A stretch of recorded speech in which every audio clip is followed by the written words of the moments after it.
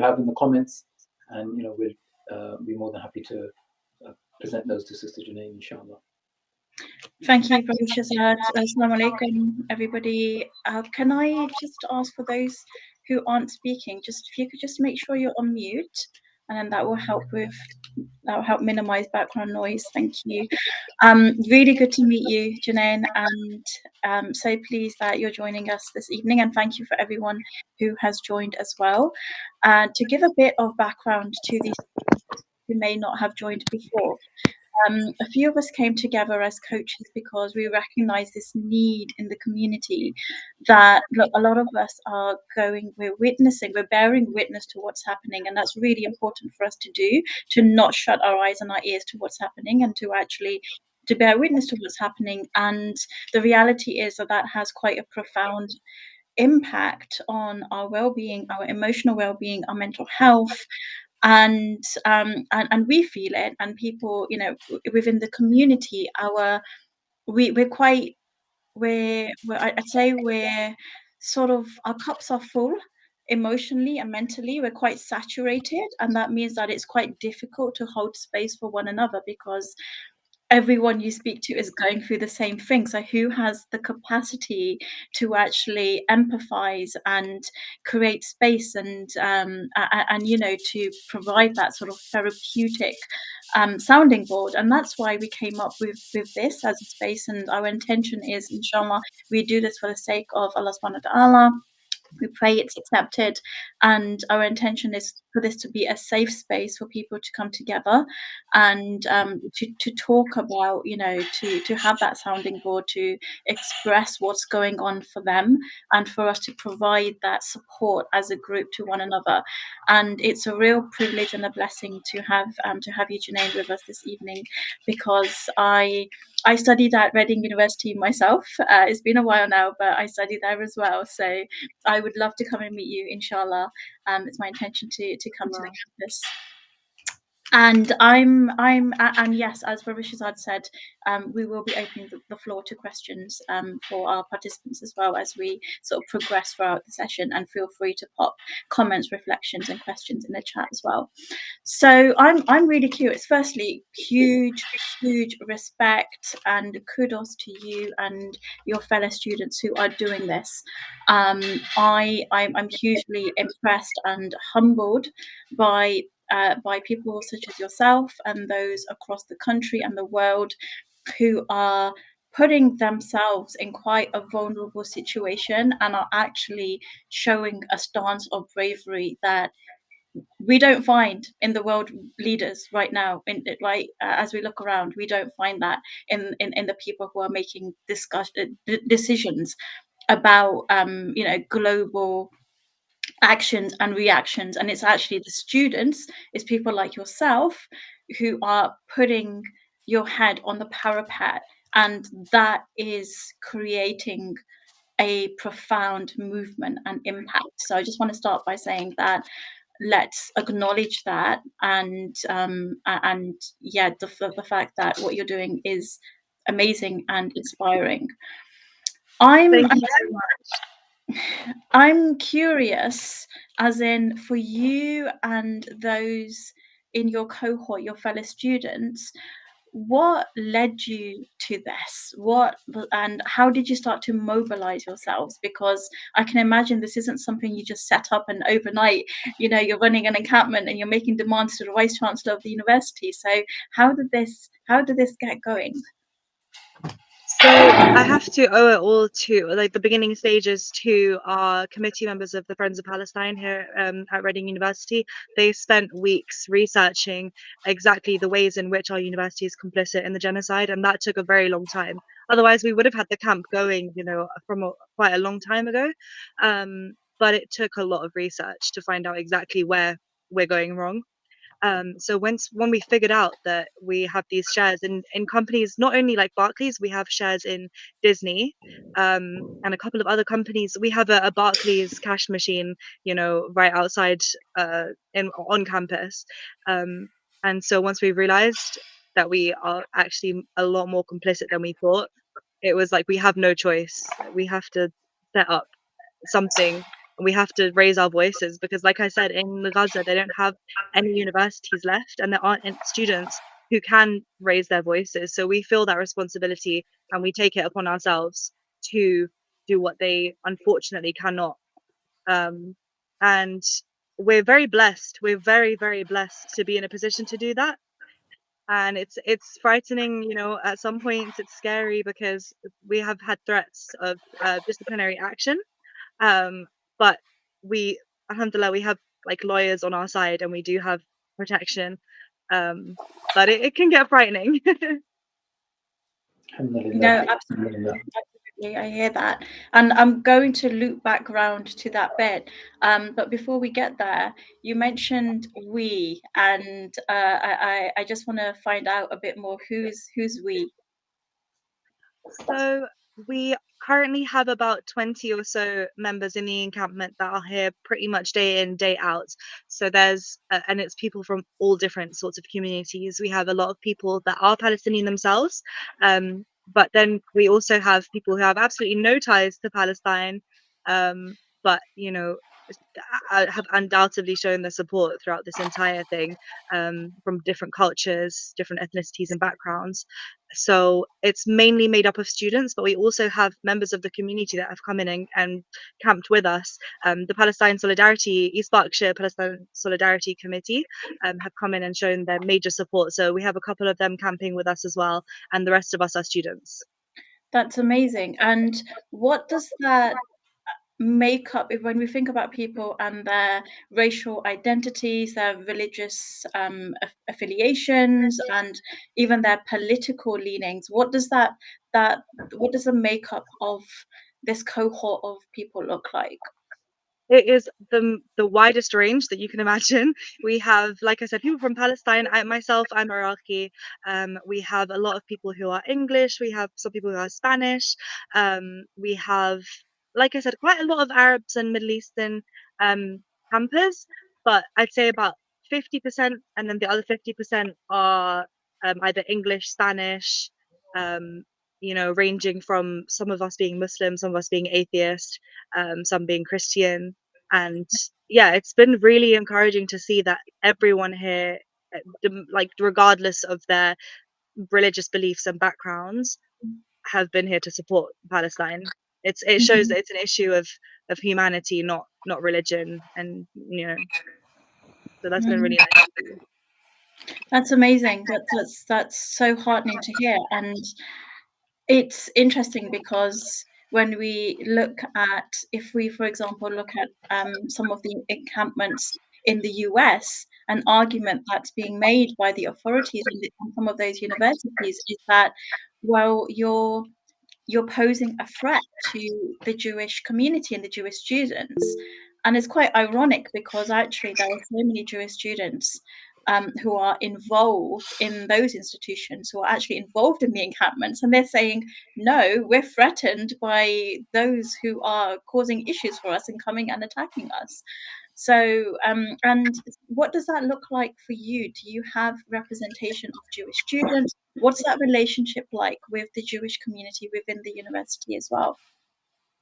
So we do have, I should have mentioned earlier, we do have a couple of Jewish students among us, and you know, we as bad as it may sound, we use them as the kind of, you know, leverage, if you can call it, when people tell us this is anti-Semitic and you know we're threatening Jews, and we're like, look, we've got Jewish people who are camping out with us. We've had members of the community who have come in and they're Jewish and they've told us, don't let the university tell you that this is anti-Semitic. Because we've had a lot of run-ins with the vice chancellor and the pro vice chancellor, who, sorry if there's background noise, it's very windy. Um, but we've had a lot of run-ins with them telling us that certain signs that we've had up are completely anti-Semitic, from the river to the sea. And another one which is very silly, hashtag Israel stop playing victim. The use of the word intifada has been censored. We're not allowed to use it. Um, and we had a meeting with the vice chancellor yesterday where he told us that we are going against the Equality Act, essentially going against the law by using these phrases, and that Jewish colleagues and Jewish students have been reporting us. And it's quite surprising, as we do have a lot of Jewish people actually supporting the cause as well. So it's very frustrating that maybe a very small minority of Jewish people have, you know, expressed concerns, but we in no way have been, you know, harassing anyone or posing threats to anyone, regardless of faith or religion or background. Yeah, well, you seem like somebody who, you know, if I was crossing you on the street, you seem like you're safe enough. So that doesn't surprise me. And actually, I wouldn't be surprised if actually, you know, those of you who right now are leading this encampment and these activities, I wouldn't be surprised if you are the sort of within your cohorts and within your academic years, those who are excelling academically and those who are involved in extracurricular activities, and you know, you've got your ducks in a row. I wouldn't be surprised at all. Thank you. Thank you so much. Inshallah. So Brother Shazad, did you want to come in there? No, just I guess like what advice, Sister Janine, would you give to people who are a little bit apprehensive, whether they're students, whether they're just general members of the community, like, you know, maybe in their heart they know that this is a cause that should be supported, you know, but they're not being vocal, you know, maybe because of it's a status thing. Maybe they're worried about, you know, the impact that would have on their job, their business, their standing in the community. Like, what would you say to them? Well, one of our demands is we want the university to pledge that we will have, you know, our positions here as students, as staff members, will be completely protected. And they've given us some level of assurance that we are not at risk of losing our place, yet they have also threatened us with disciplinary action. So it is a bit contradictory, but I think a lot of it is threats. They will not take disciplinary action. And I completely understand why the community would be apprehensive, and why students here would be apprehensive to join. It is taking a risk, but I think we all need to realize that the small amount that we can do might actually make a difference. You know, in relation to what's going on in Gaza right now, this is what we're doing is small, but it does have the potential to make a massive difference, if all universities in the UK collectively take action. And it's just important for us to use the voices that we do have and the freedom that we do have, that unfortunately other people don't. That's really admirable, and I think going back to what I was saying at the beginning of the session, I think that that is really, really powerful actually, and it's people like yourselves who are leading that movement. And when we look back at history, it's actually the students who were villainized and eventually vindicated. You know, if we think about the Vietnam War, if we think about you know, these movements in across history, it was always students who initially rebelled and protested and were absolutely villainized at the time, but in the end, history is on the side of those individuals. So I think, you know, it's fair to say that those of you who are swimming against a tide, and it's a really brave thing to do, and right now it's going to feel really, really hard, but it's really evident that actually this is coming from a place of principality, like you're coming from a place of principle and morals and what you see your duty being as an individual living in this global world. Um, Brother Mirzan, did you have a question? You had your hand up.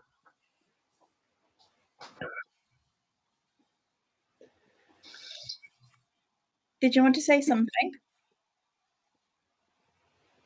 No? Okay. All right. We'll come back if it comes back to you. Okay, cool. So, you talked a little bit, Janae, you talked a little bit um, about the university challenging some of your slogans and things like that. how and I was reading that there has been some involvement from the police and the security staff. So how has it felt for you from a safety perspective, and I suppose more widely from the perspective of how supported do you feel by the university? So in terms of security, they have been amazing. We have 24/7 security. At first, we were a bit apprehensive, what do they feel about the encampment? But they've shown massive support. We do have a lot of Muslim security guards, which they've told us, specifically the Muslim guards have told us that, you know, if we are told to take down the signs for you, we're willing to risk our job over it. We won't take these signs down, which has been really, really lovely to see. And even the non-Muslim security guards have massively shown their support, because it's not, like I said, an issue of religion. But they've been really lovely. In terms of the wider university, the pro vice chancellor has been basically doing everything he can to take down certain signs. We had chalk, and we wrote like phrases on the campus ground in chalk, and they came round and made us like take it off and spray it off. Um, which is very disappointing, because if you're more focused on the wording of a slogan than on the murders of 36,000 slash, or more people in Palestine, it's very, very concerning. But we do feel very safeguarded in terms of, at night sleeping here. It's been really great in that regard. Mm, But we do wish we had a bit more support from the university, from the vice chancellor himself. Um, we also had a couple of incidents where staff members themselves have come and sworn at us, and called us names, and we tried to get them on CCTV. We tried to have a look at CCTV footage to see if we could identify them, but no action has been taken as of yet. wow, are we talking about academic staff members? Yes. As far as we know, Mm. from the little amount of time that we saw this particular professor, he said it under his breath as he was walking past, but he swore at us, called us scumbags, and then swore at us, and then walked off. And none of us really knew his name, but we have an idea of the department that he came from, so we are looking into that at the moment. But Mm, it was very like insulting, very, very insulting that the university mm, hasn't taken action. wow. Okay. Mm, mm. And what about the wider, so you've got your team, and it sounds like that's this amazing mix, eclectic mix of people from all different types of backgrounds and ethnicities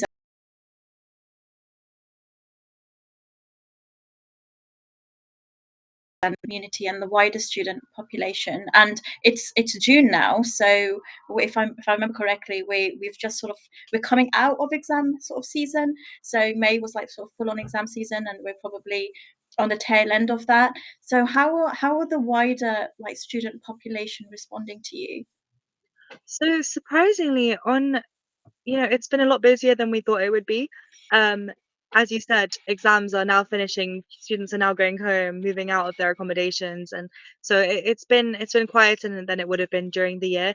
But I think a lot of students have made the effort to either stay on campus or to come back from their family homes to show support, which has been really, really nice.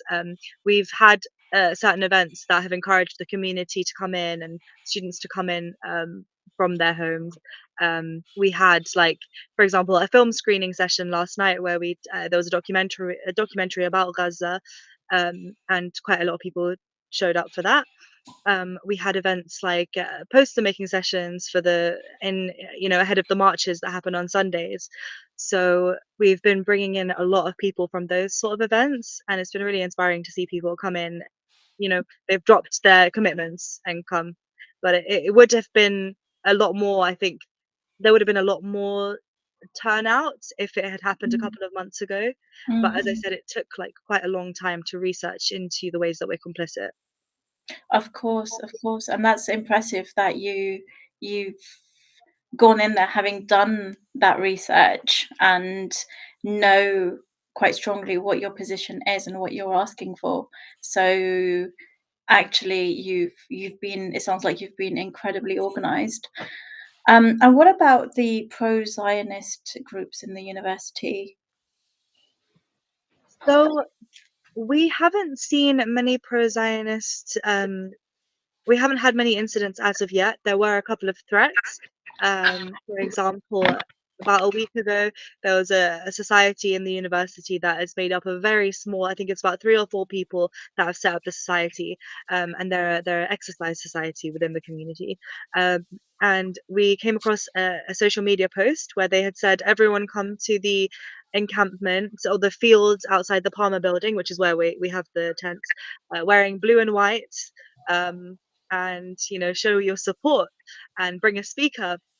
And obviously that was an attempt at a counter protest by Mm, a group of Zionists, and fortunately it was just threats. No one showed up. Security were really great with protecting us on that day. But it just shows that there are students among us who have very opposing views, especially on we also did have an incident about a week ago where there was a physical attack on 2 students who were promoting the encampment by another drunk student on campus, and they ended up with a black eye and missing teeth. Um, and that person got arrested straight away. So they were obviously a Zionist, they got arrested.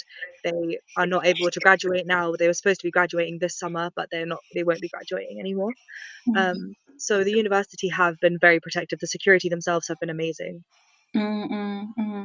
It sounds like actually it's really heartening to hear about that positive experience you're having with the security, who it sounds like they're on your side and they've got your back and they are protecting you. We've got a question in the chat from Bin Ali, who's, I'm not sure if you can read it, but I'll read it out in case you can't. So this person is saying, I got leave to remain in the UK as a refugee. Many refugees and me have concern if any trouble will happen if we still participate in the Reading rallies. Do you have any idea about that? So thank you so much, Bin Ali, for sharing your question and your experiences. I think that's a really important one.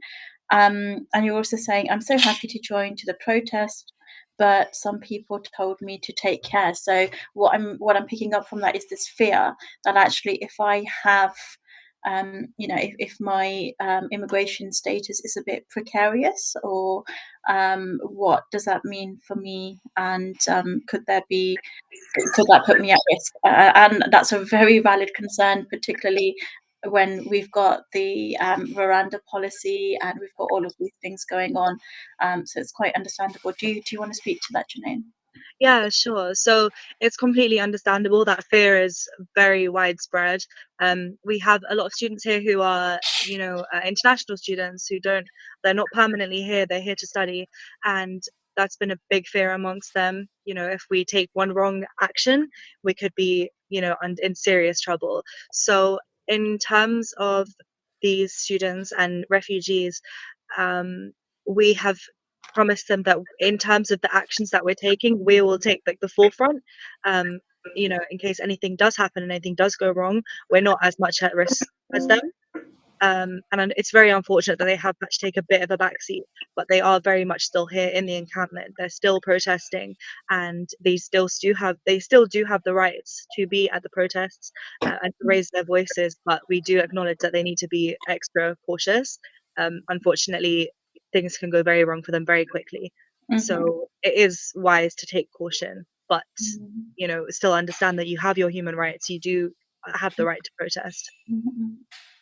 Absolutely, and I think again, what's coming out for me there is the immense level of bravery that people are showing and displaying by there are by putting yourself out there. That unfortunately, the reality is that for some individuals that does come with a level of risk. So to continue to actually, do that to the extent that you're able to, I think that's incredibly brave. Um, and I wonder if anyone else has a question or a reflection. Feel free to unmute yourselves or feel free to put it in the chat. No, we've got some silent observers on the call, and so I just want to create some space if anyone else wants to come in at this point and want to maybe ask Janae something or share a thought or a reflection. All right, we'll give people some time to percolate and think about that. Going back to what we were talking about, what you're wanting to get from this, and those demands you're making of the university. Can you remind us of what those key things are? Absolutely. So the first one we want them, it's a very, a big demand, but we want them to divest from Barclays and Disney. Um, we've given them all the evidence that they need, that they are contributing to the arms sales. So inshallah, that will be a big one for us. It'll be a massive achievement. Secondly, we'd like, and this one has partially been met, we would like the scholarship schemes to be set up for Palestinian students. As of yet, they have doubled the funding for asylum seekers. I can't remember the exact figure, but they've doubled it so far, and that's been as a result of this encampment. And we want them to directly relate it to Palestine. We don't want it to be a general funding. We want it to be directly for Palestine, and make that a correlation there. We also would like them to completely cut ties with the university, Reichman University in Tel Aviv, as it's been, it's shocking that they haven't as of yet, because we have students here from Gaza who obviously cannot apply to that university. If they did apply, they would be rejected solely on the basis of them being from Gaza. So we'd like them to cut. Those are the major ones. We ask them to condemn the actions of Israel, but we've been told that that is absolutely not going to happen, and that the university cannot take a stance on this, which is disappointing. But those were our main demands. Okay, it sounds like sensible demands, and congratulations for that movement that has already taken place. I was reading, actually, it was reported in the Reading Chronicle. There's been an article about the encampment, and they had reported that the Vice Chancellor, Professor Van der Noort, has agreed to double the university's asylum seeker scholarship scheme to provide relief for Palestinians and other people fleeing war. So that's an interesting point, right? That you were making. Well, actually, is it specifically for the Palestinian population, or is this just wide for asylum seekers more widely? So we were aiming for it to be specifically for Palestinians. The feedback that we've gotten is that it's for asylum seekers, from all over the world, which is still amazing, but we did want a bit of a more specific scholarship scheme. But we're still working on that. We mentioned that to the Vice Chancellor yesterday, and asked if it can be more directly related to Palestine and Palestinian students. So we're still awaiting the outcome of that. And how's the progress in terms of the demands about the divestment from Barclays and Disney, and also you mentioned the ties and alliances with the university in Tel Aviv? So in terms of the investments, the Vice Chancellor has told us he has a meeting tomorrow with the investment team, because they don't actually he doesn't have any say in the investments as of right now. They outsource that to a third party who sorts out all of the investments. But we wrote up a document yesterday, and we sent it off this morning with every piece of evidence that they need, proving that Barclays is complicit in the genocide and actually contributes a major amount to Israel. And so he's told us that once he receives that evidence, he will take that into account and have a meeting with the investment team, which should inshallah be happening tomorrow. And we will hear feedback by tomorrow evening. So we're really, really praying and hoping that we will have done something there. Yeah. And in terms of the cutting ties from the university, they need more proof, which is all they've told us, which we're working on at the moment. We need more proof that they would reject students on the basis of their background, being Palestinian, being from Gaza. That's interesting. Right. Okay. So the argument you're making is that university in Tel Aviv, it is discriminatory against the Palestinian contingent. So Yeah, Reading it is. University should sever ties with them because Yeah. they are practicing discrimination.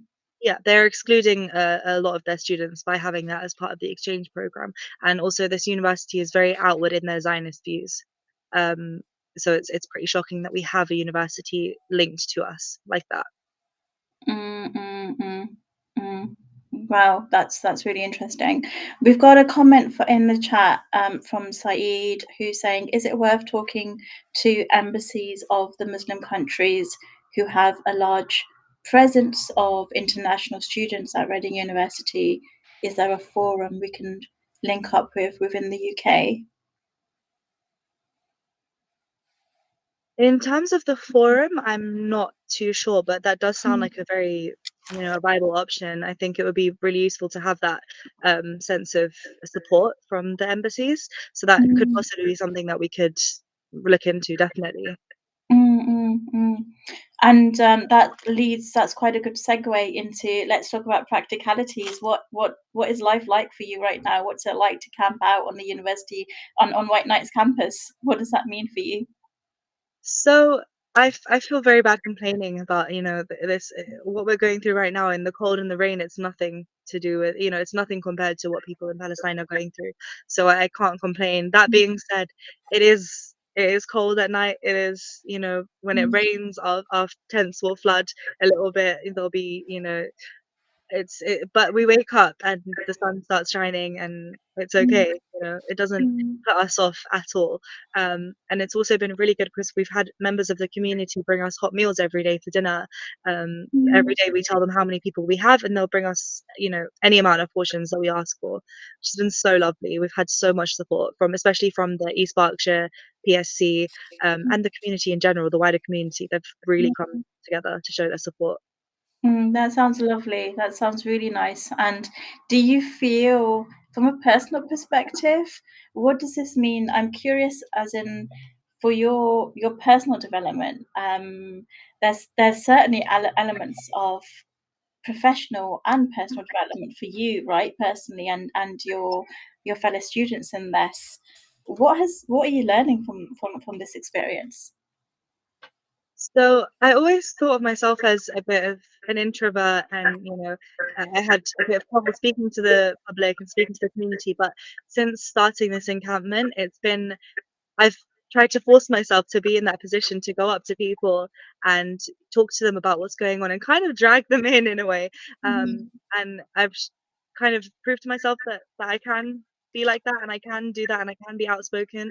And it takes for something like this, a matter which is really, really important to me. And all that fear kind of goes away, like it washes away. And mhm, it's been really good for my personal development. I've become a lot more open to speaking to people. I would have really struggled doing something like this before as well. mhm, Um, mhm. so yeah, it's been a massive learning experience. Mm, that's really interesting. That's amazing. So it sounds almost like it took for you, you needed to connect to something greater in order to connect to yourself and give yourself the permission to go out and present to the world in that confident way that you're doing. Yeah, definitely. Yeah. Yeah, amazing. Well, I'm gonna pass it to Brother Shazad to wrap up. But from myself, I just wanted to say again, it's been truly humbling and inspiring talking to you. I think you're doing amazing things. I have so much confidence in you and everything that you're doing, and just anything that we can do within the community to support you.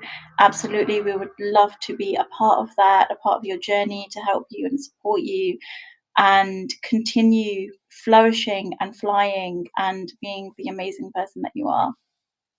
Thank you so much. Thank Thank you. That means a lot. I mean, mashallah. Yeah, I think really just echoing Sister Mariam's sentiments. You know, and I'm sure I speak on behalf of everyone on this call that we're really.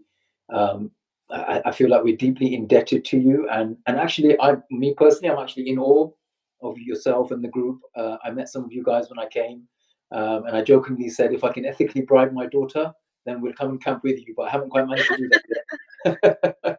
But Alhamdulillah, it's yeah. Honestly, it's just really admirable what you're doing. You know, you're putting yourselves, your career and your future is kind of on the line here to some extent. Although, Alhamdulillah, it's good to hear that you've got people who can give you sound legal advice as well. So whatever you're doing it. You know, you're taking calculated steps. You know, it's risky, but it seems like the upside is better than the downside. You know, so inshallah, what you're doing really is empowering people. You know, those of us who maybe don't feel confident enough to raise our voice. You know, just going there, and this is something I would encourage everyone to do. Is just go there and just look at the camp, look at the tents, and absolutely, when it rains, you know, these brothers and sisters are exposed to the elements. You know, and it's cold. You know, it might be June here in the UK, but it's generally very cold during the night. You know, we sleep inside, right? And most of us will have our windows closed, right? Because it's, you know, it's quite chilly.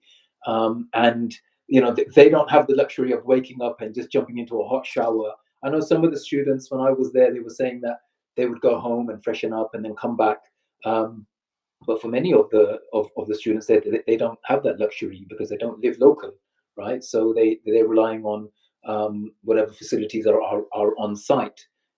So, you know, it really is, you know, such a brave step, and at the same time, I think the fact that students across the world are doing this, you know, makes you feel like you're part of something, you know, that which is going to leave a legacy, you know, for generations to come. And your sacrifices have already started. You know, we're seeing the fruits of it already with scholarships being handed out. So that's really great. I guess before we kind of formally just wrap it up, and we've taken a lot of your time as well, Sister Janine, and you're actually on site as well. Actually, just that reminds me. So I was speaking to Brother Jubair, who's part of the Reading Muslim team, and I said to him, "Hey, Brother Jubair, this is a bit kind of, you know, kind of sort of out, you know, out the comfort zone, but could we maybe go on site and do like a podcast style interview with these guys, with them as a group?" And he said, "Hey, what a cool idea."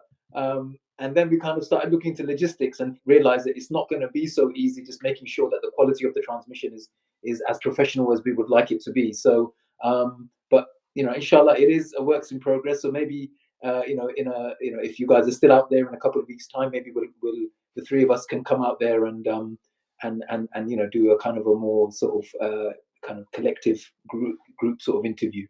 So Inshallah, yeah, yeah, that would be amazing. absolutely. So yeah, I mean, I'm not sure if Brother Kashif has any questions or any thoughts before we let Sister Janine go. I think you've got some food arriving as well, so we don't want to keep you away from that for too long. But Brother No, Kashif, like no, what she's also like just very inspired and we're your brothers and sisters, and we just hope that you can reach out to us if there's something that the little things that we can do to support you in this. And I'm saying that coming from, you know, a place where, like I said, where Shazad is saying, and Sister Miriam has mentioned, where, you know, you guys are putting yourself out there. Our responsibility as a community is obviously to support you in that. So please, you know, feel as if we are your brothers and sisters. You have got people behind you. If you need anything, you know, wherever that, little or small, large or small, you know, please, you know, you have to reach out, and give us the opportunity to serve you while you're doing this work as well. That's all I ask, inshallah. But may Allah Thank reward you so you, Allah much. keep you strong, and keep you firm, and reward you. And I have no doubt, and I'm sure people are telling you guys already, that whatever the students feel like they are losing out on by doing the protest, studies wise, exam wise, or anything else that they think they're putting in jeopardy, that Allah subhanahu wa ta'ala replaces that with something better. And we truly believe that, and I'm sure if they believe that, then all of this will be worth it. And we ask Allah subhanahu wa ta'ala also to make it weigh heavy on your scales when we all need it most, inshallah. So thank you again, Thank and may Allah you. reward you. That's all that we can say. And yeah, please, reach out if there's anything else that we can do to support you guys. Yeah, and Thank you. thank you for that, Brother Kashif. Before we end the call, Sister Janine, any final thoughts, any words that you'd like to share with us? And also, how can we reach out to you? If people want to reach out, if they want to help, if they want to contribute in any way, how can they do that? So we have a petition. Sorry, it's a little bit noisy. We have a petition going that is available to the community. If I can share a link to someone over via WhatsApp. And this petition, there's not a minimum number of votes that we need, but the more we get, the more likely it is that the university will have to listen to us. So far, we have about 500 or 600 signatures. And this petition is open to all members of the Reading community. And once we get a significant amount, we will take it to the university, and they will be pressured to listen to our demands a little bit more. So if I can share that link, would be amazing. And that's all the support we need at the moment. We have so much, so many supplies, which has, we're really grateful for. We have a lot of food and water, alhamdulillah. But yeah, so thank you so much, and thank you so much for having me. Thank you so much. We're indebted to you, and keep doing what you're doing, and you're inspiring many. And believe me, you're inspiring more people than you could possibly imagine, and not just in Reading. And I'm really happy to hear that the community in Reading is coming forward and supporting, because I always feel like sometimes when it comes to the Muslim community, we're very insular, and sometimes it's very hard to kind of get the emotions out of the heart and kind of galvanize that into some kind of practical sort of structured effort. So I'm really happy to hear that the community is mobilized. They're coming over and liaising with you guys and checking up and seeing if you need anything. So that's really, for me personally, that's really good to hear. So yeah, inshallah, I think on that note we shall end it there. Jazakumullah khairan. Thank you to everyone who's joined. Special thanks to Sister Mariam for conducting the interview so thoroughly and professionally. Brother Kashif, thank you so much for taking time out. He's actually still in London, so stayed behind just to conduct this session, help us conduct it. So thank you so much to you guys. I'm very grateful. Jazakallah khair. Mashallah. Thank you. Right.